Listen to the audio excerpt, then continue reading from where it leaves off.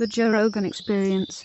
When you were talking about going to the doctor when you were a child, and that this is a very disturbing story, but I want you to try to explain it to people, how people were dying in these hospitals and rats would eat the eyeballs of the people who were dying, and children who were starving would eat the rats.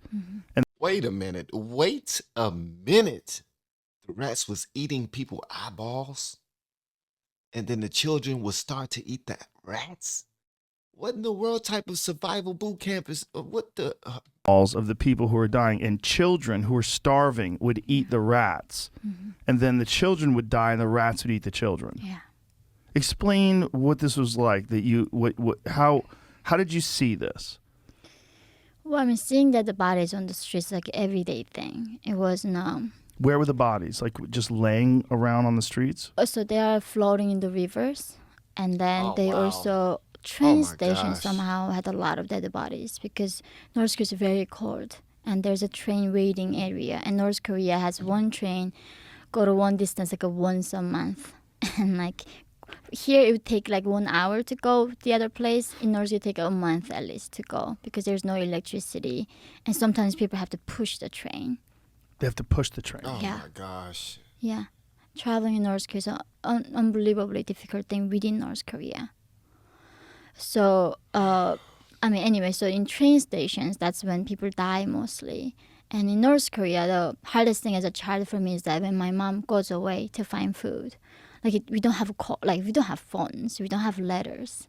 If I say goodbye to her, I don't know when I'm gonna see her again or if I'm ever gonna see her again, because she could have killed and like raped and starved. You just never know how to find people. So in the morning when you go like walk in the train station, they just put the piles of the dead bodies, and they're all like become rigid, right? They're almost like wood, piled them up and taking away. And but the thing is, for me, I didn't even know the word compassion. Like nobody told me you have to feel bad for it. Let me tell you something, man, because there's a whole bunch of people who are complaining about things and complaining about the past that they didn't themselves even experience. They never saw any of it. They only heard stories, and they are hung up over those stories. And this lady right here, if you ever compare your life to hers, oh my gosh, this is wild, man. This is wild. I didn't even know the word compassion. Like nobody told me you This have is to feel crazy. bad for it. Because for me, it's like fish in the water don't notice the water, right? Like that. It was like Right. something every day I saw as a child. So you never went days where you didn't see. This is a normal thing to see dead bodies. It was every day as like normal as like breathing the air right now. And one thing that I still remember is my sister and I was walking by the well. Like in North Korea, we don't have a switch. We don't have running water, obviously. We have to go to well or river to bring the drinking water.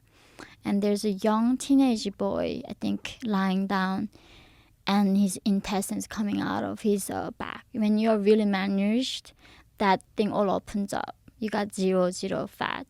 Every hole all opens. And you see dogs looking at his organs coming out. And he was still somehow Lord. conscious, begging for food at the time. He was begging for food while his organs were hanging out of his body. Yeah. And I don't know why he was like pants were off. And I felt nothing. That still haunts me till this day. Like, I don't know how I felt nothing at that point. At that point, she's just so desensitized from it all. That is nuts. Could you imagine? No, really, could you imagine? Like, yeah, we all got our stuff that we go through on a day-to-day basis. We have really dark times in our past that we've not diminishing those moments, because anything that happened to us that's negative or dark or dangerous or something that we can't get out of our minds, losing certain loved ones and whatnot, that's stuff that's going to haunt us for a while. Not necessarily haunt us, but it's going to be on our mind and heart for a long time, probably until we leave this earth. But Could you imagine experiencing what this young lady has experienced? This is nuts, man. This is nuts. Her skin is remarkable. I have to point that out. Her skin is absolutely amazing. Me till this day, like, I don't know how I felt nothing at that point. And that just looked horrible. And because it's just the fact that he's alive and so much flies flying by on his organs, and how he's somehow consciously begging for food. And Wow. I didn't feel anything. You felt no compassion. No. It was nothing. just normal. Yeah. So that was like daily life thing. And then in the hospital when I was 13 years old, my parents took me to hospital because I was a bad stomachache. And then we don't have like X-ray machines. We don't have MRI, none of that. Just doctor rubs your belly, and then he says, "Oh, we need to operate on her. I think her like appendix were bursting or something." So that afternoon, they cut me open without any anesthesia. And but it's normal thing. People in North Korea operation without anesthesia.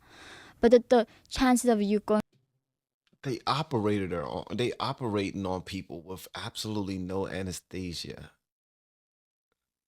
They are feeling every single poke, prod, ripping, sewing. What in the world are they gonna do? Are they biting on a towel the entire time? How are they able to do this? This is nuts.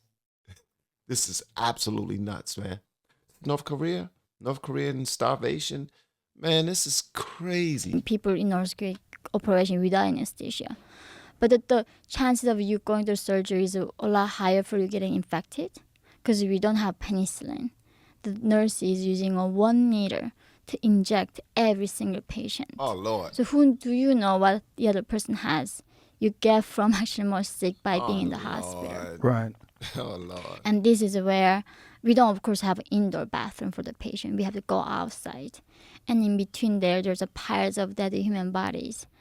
And that's when I was seeing this, somehow rats eating human eyes first for some reason. Because they're probably soft and easy to eat.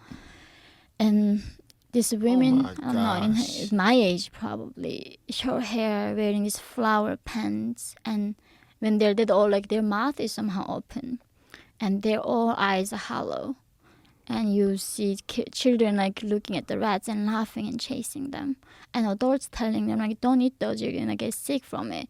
But of course kids don't care. Like even finding a rat is delicacy. Because even finding a snake is a big prize. You don't find those like often. So they were And the fact that they're chasing around these rats looking for something to eat, could you imagine they had to disregard their fear? It's no more fear. I don't care how scary these things look. Like I know adults that if they see a little mice, a little harmless, real baby mouse, they would jump out the daggone ceiling like a daggone elephant. You know how they used to say the elephants were afraid of little old mice? That's how most adults are. These kids are chasing around rats because they're that hungry. So it's a big prize. You don't find those like often. So they were finding the rats and then just trying to eat them? Yeah. Were they eating them raw? Sometimes if you find the skin, you do, but they do find some like fire and roast them. So they were excited to find a rat to eat. Yeah, So they were catching them with their hands. Yeah. Oh yeah. Of course they do catch them around with the hands and these piles of human bodies. Like she was on top. That's why I was able to see her wearing this flower pants till this. And then like her eyes are so hollow. It's like when you look at the human body, like nothing is left. I think that's what.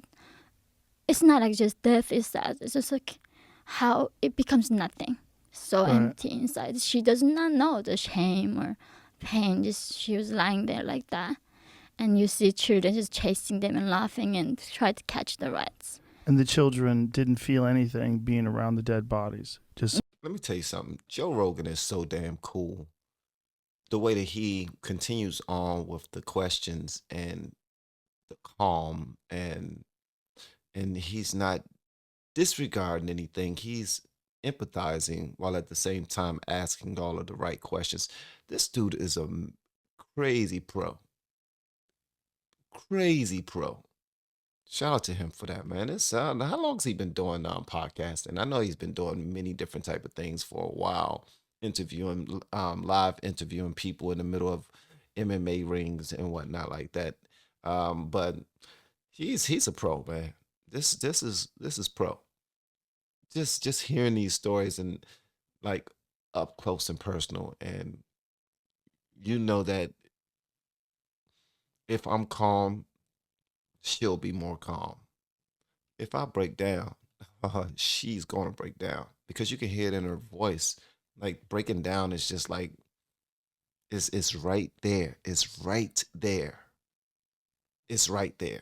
To catch the rats. And the children didn't feel anything being around the dead bodies. Just it was normal. It's our daily normal thing. Seeing a death is like our daily life. Wow. And they would eat the rats, and then they would get sick, and some of them would die. Yeah. A And lot then- of them die. And then the rats would eat them. Yeah. It's like the cycle we talk about. It's like that's a spring is for North Korea, a season of death. And so the diseases that they would get from the rats, they were willing to risk those diseases just because of hunger. Because when there's a North Korean proverb. There's no wish for the person who died after their stomach is full. So even in middle of the earthquake, the North Koreans not try to run. So my mom was talking about the day when she was in the university. There's earthquake happening.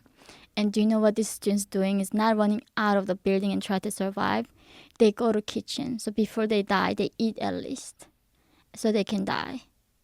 So Wow. if you have that promise of eating a one meal, they're going to risk everything for that. So it's just an entire country in Wow. a perpetual state of starvation. Yeah, I remember playing with this game with my sister as a young girl. I never ate till I felt full.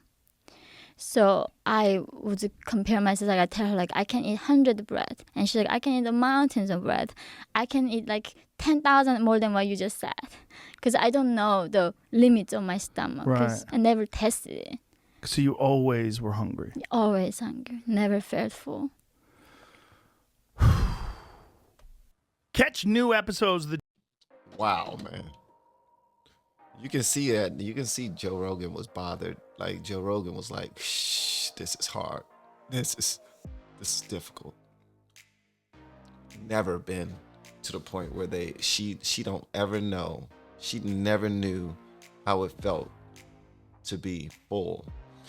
All right, your turn, guys. Please let me know whatever you want me to know in the comments below. And if you have yet to hit that subscribe button, please make sure you do so on your way out the door.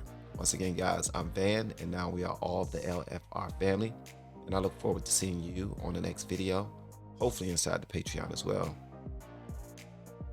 Wow, love y'all, man.